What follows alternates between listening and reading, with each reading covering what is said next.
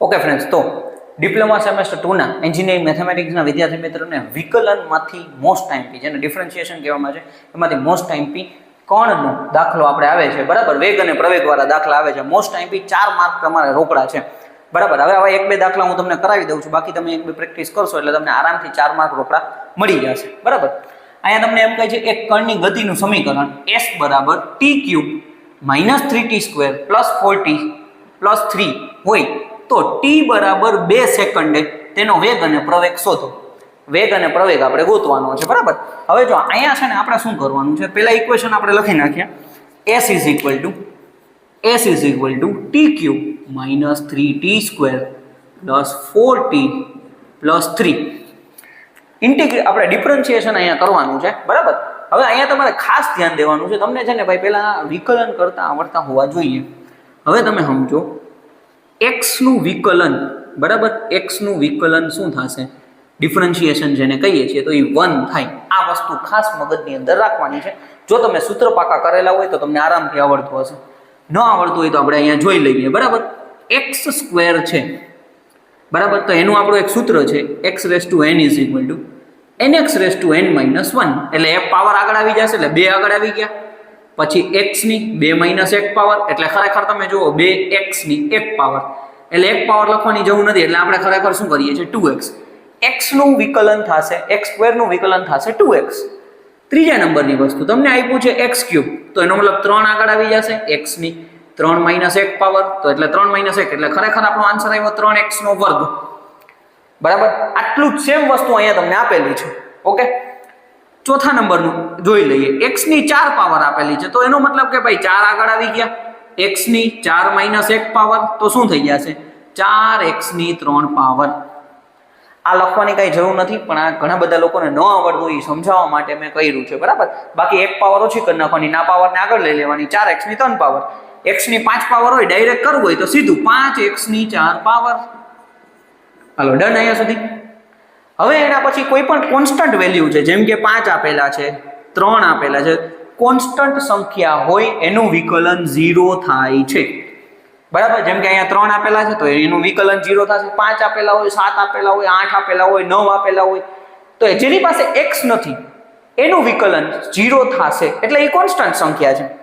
પછી તમને એમ કહે કે 2x નું વિકલન શું થાય, તો 2x છે તો એનો મતલબ એવો થઈ ગયો 2 કોન્સ્ટન્ટ છે, x નું વિકલન કરવાનું છે, તો એટલે x નું વિકલન 1 થશે, 2 એઝ ઇટ ઇઝ રહેશે, તો જવાબ આવ્યો 2. તો 5x નું વિકલન શું થયું, 5 થયું, બરાબર. 6x નું વિકલન શું થયું, તો કે 6 થયું, બરાબર. તમને એમ કહે કે 2x ના વર્ગનું વિકલન, તો જો આ 2 કોન્સ્ટન્ટ છે એઝ ઇટ ઇઝ રહેશે. આપણે x² નું વિકલન જોવાનું છે. x² નું વિકલન શું છે, તો કે અહીંયા 2x, આ 2 ને 2 ગુણાકાર થઈ જશે એટલે 4x આપણો જવાબ આવશે. આ મેં તમને વિકલન સમજાવ્યું, બરાબર. હવે જો અહીંયા x છે એની જગ્યાએ અહીંયા બધી જગ્યાએ શું છે, t આપેલા છે, એટલે x હોય કે t હોય બધું કોમન જ છે, બરાબર.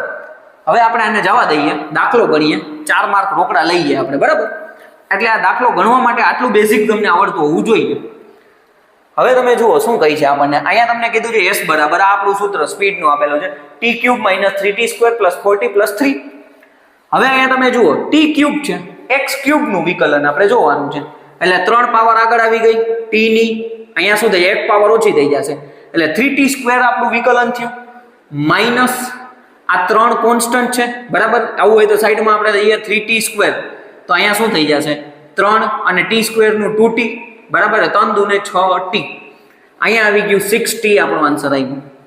વત્તા મેં તમને હમણાં કીધું હતું 2x નું વિકલન 2 થાય, 5x નું વિકલન 5 થાય, તો અહીંયા 4t છે, તો 4t નું વિકલન શું થઈ જશે 4 થઈ જશે, એટલે અહીંયા 4 થઈ ગયું.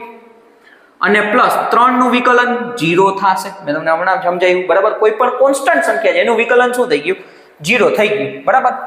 હવે તમે અહીંયા જોઈ શકો છો s = બરાબર, સોરી અહીંયા v આવી જશે, અહીંયા v બરાબર અહીંયા ds/dt આવું લખવાનું છે, બરાબર. v એટલે વેલોસિટી, જેને આપણે વેગ કહીએ છીએ, વેગ, બરાબર. એટલે વેલોસિટી v = ds/dt, આનું આપણે વિકલન કર્યું છે. ખરેખર v = ઇક્વેશન મળ્યું છે મને 3t² - 6t + 4. આને હું કહી દઉં છું ઇક્વેશન નંબર 1. હાલો, ડન અહીંયા સુધી.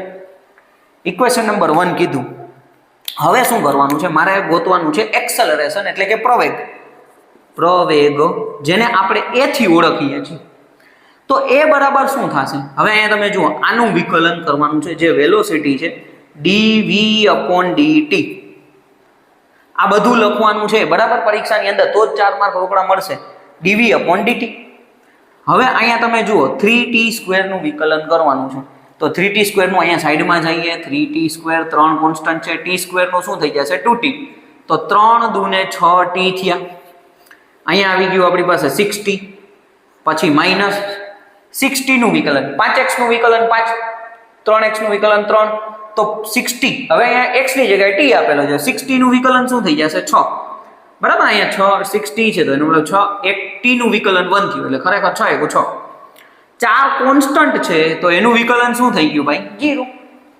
તો એક્સેલરેશન a નું સૂત્ર શું મળ્યું મને 6t - 6. આને હું કહી દઉં છું ઇક્વેશન નંબર 2. હાલો ડન. અહીંયા સુધી આટલું બધા જ દાખલાની અંદર કરી લેવાનું છે. ઓકે, બધા દાખલાની અંદર તમારે આટલું કવર કરી લેવાનું છે. આ બે વસ્તુ તો ગોતવાની આવશે. હવે તમને એમ કીધેલું છે t = 2 સેકન્ડે તેનો વેગ અને પ્રવેગ શોધો. તો એનો મતલબ આ v અને એક્સેલરેશનના સૂત્રની અંદર t = 2 મૂકવાનું છે. એટલે t = 2 મૂકતા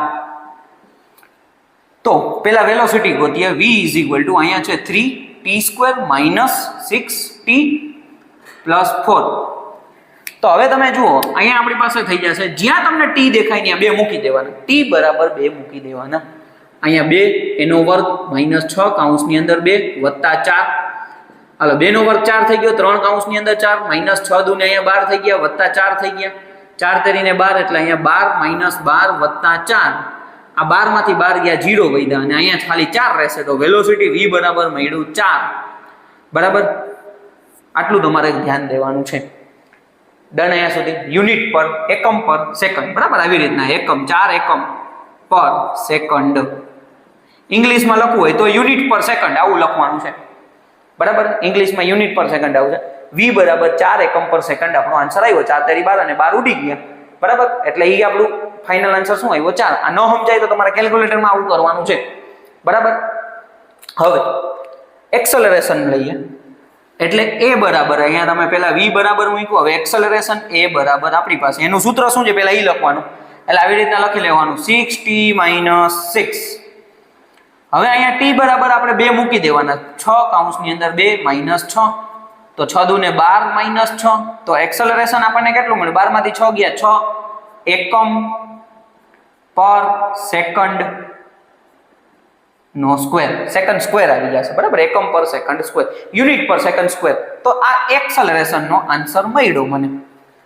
આવી રીતના તમારે દાખલો ગણવાનો છે. બરાબર, સરસ મજાનો દાખલો છે, 4 માર્ક રોકડા છે, એકદમ ઈઝી દાખલો છે, પરીક્ષાની અંદર પૂછાય જ છે. હવે આનો તમે સ્ક્રીનશોટ લ્યો, ત્યાર પછી બીજા 1-2 દાખલા આપણે જોઈએ.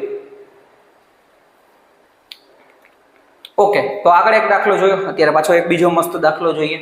તમને એમ કહે છે એક કણની ગતિનું સમીકરણ s = 2t³ - 3t² - 12t + 5 હોય તો t = 1 સેકન્ડ, t = 2 સેકન્ડ તેના વેગ અને પ્રવેગ શોધો. આજે વખતે 2 ટાઈમ આપેલા છે આપણને, 1 સેકન્ડે પણ આન્સર ગોતવાનો છે અને 2 સેકન્ડે પણ ગોતવાનો છે. બરાબર, બાકી મેથડ આપણી સેમ જ રહેવાની છે. સૌથી પહેલા આપણે જો અહીંયા ઇક્વેશન લખી લઈએ, s = 2t³ - 3t² - 12t + 5. આ આપણું ઇક્વેશન છે. મારે શું સૌથી પહેલા ગોતવાનું છે? વેલોસિટી v ગોતવાનું છે. એટલે જેને આપણે વેગ કહીએ છીએ, વેગ એટલે વેલોસિટી v. v = આનું આપણે ભાઈ વિકલન કરવાનું છે. બરાબર, તો જો ભાઈ અહીંયા સાઈડ બાય સાઈડ આપણે જોતા જઈએ. 2t³ 2 કોન્સ્ટન્ટ છે, t³ નું વિકલન કરવાનું, એટલે 3 આગળ આવી જશે, t ની 2 પાવર. આગળ આપણે મેં તમને સમજાવ્યું એ પ્રમાણે. બરાબર, એટલે આ 3 દુને 6, ખરેખર આન્સર આવશે 6t². અહીંયા આવી ગયું આપણી પાસે 6t² - 3t² નું, 3t² છે એનું વિકલન જોવાનું છે. 3t² નું વિકલન 2t થઈ જશે. બરાબર, x² નું 2x, એટલે t² છે તો એનું 2t થઈ જશે. તો 3 દુને કેટલા થઈ જશે 6t. બરાબર, અહીંયા થઈ જશે 6t માઇનસ, હવે 12t છે તો 12t નું વિકલન t નું 1 થઈ જશે, એટલે 12 1 12 1 12, અહીંયા થઈ ગયું 12 પ્લસ 5 નું 0 થઈ જશે. એ કોન્સ્ટન્ટ છે એટલે એનું શું થઈ જશે 0 થઈ જશે. બરાબર, તો ખરેખર velocity v is equal to equation મળ્યું 6t² - 6t - 12 ઇક્વેશન નંબર 1 આવું કહી દેવાનું બરાબર. જોઈ લઈએ 3 દુ 6 t નો વર્ગ વત્તા 3 દુ 6 પાછા આવી ગયા પણ 6t થઈ જશે 12 ના થઈ જશે ને 5 નું 0 થઈ જશે. હવે આપણે શું જોઈએ છે? પ્રવેગ જોઈએ છે. તો પ્રવેગ એટલે કે જેને a થી ઓળખીએ છીએ એ બરાબર આપણી પાસે થઈ જશે. હવે આ જે dv/dt બરાબર અહીંયા તમારી પાસે આવી રીતના લખી નાખવાનું છે વેગ v ds/dt. આ લખવાનું ભૂલવાનું નથી બરાબર. dv/dt એટલે આનું વિકલન કરવાનું છે 6t². 6 કોન્સ્ટન્ટ રહેશે t² નું 2t 6 દુ ને 12 t બરાબર. અહીંયા આવી જશે 12t માઇનસ 6t નું વિકલન 6 થઈ જશે. અહીંયા લખતા જઈએ 6t તો 6 કૌંસની અંદર t નું વિકલન 1 એટલે 6 * 1 = 6 માઇનસ 12 કોન્સ્ટન્ટ છે કોન્સ્ટન્ટ સંખ્યાનું વિકલન 0 થાય. તો એક્સેલરેશન a બરાબર 12t - 6 આ આપણને મળ્યું ઇક્વેશન નંબર 2. હાલો બરાબર. હવે આને આપણે જવા દઈએ છીએ. આ તમને એક એક વસ્તુ મેં સમજાવી કેવી રીતના વિકલન થાય છે.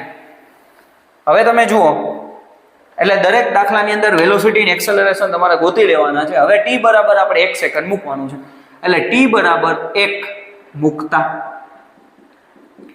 પહેલા અહીંયા જોઈએ તો કે ભાઈ આપણે આ જે વેલોસિટી વાળું 6t² - 6t - 12 જ્યાં તમને t દેખાય ત્યાં 1 મૂકી દેવાનું આપણે બરાબર.